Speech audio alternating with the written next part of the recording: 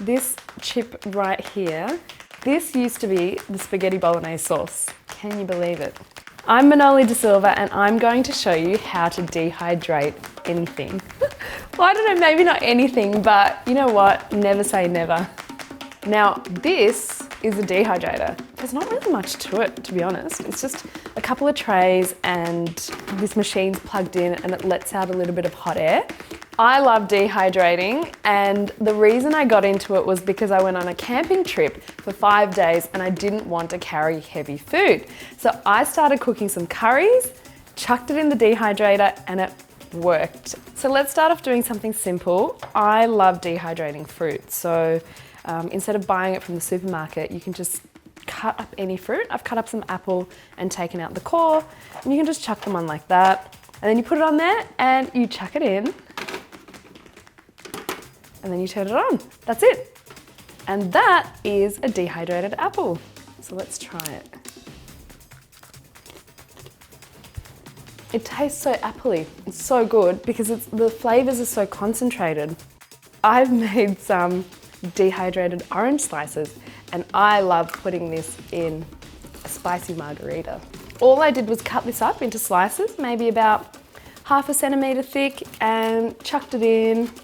And they're ready. Yesterday, I put some dahl in there because I didn't want to throw it away. And this is what it turned out like.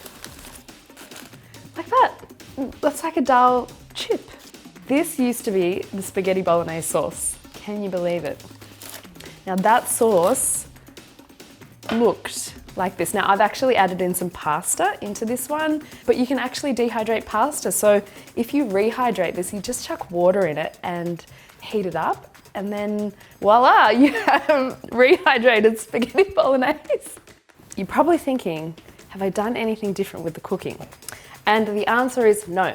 I actually just cooked the spaghetti bolognese as I would and kind of reduced it down a little bit so it wasn't too watery. I never make my food really watery anyway.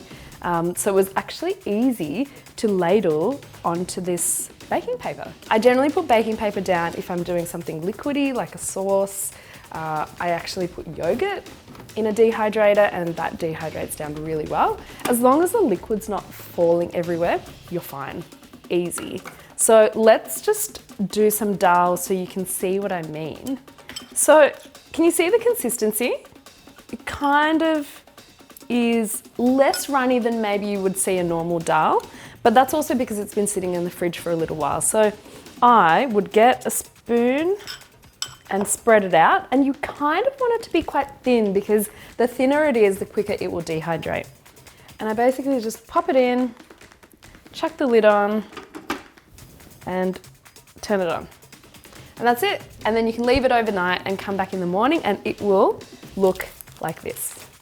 When I'm camping, I like to rehydrate my curries. So I put some water into the dahl and I'll just let that sit for maybe a couple of hours and then I'll cook it and the water will get reabsorbed into the curry and then you can eat it.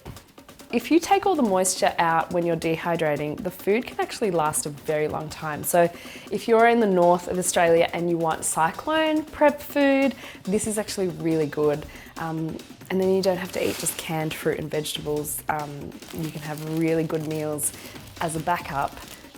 If you don't have a dehydrator, you can chuck it in your oven at a really, really low temperature. Test it out, maybe put it about 50 degrees. That's generally okay for most things. And the best way to learn is to give it a go. So good luck with your dehydrating adventures.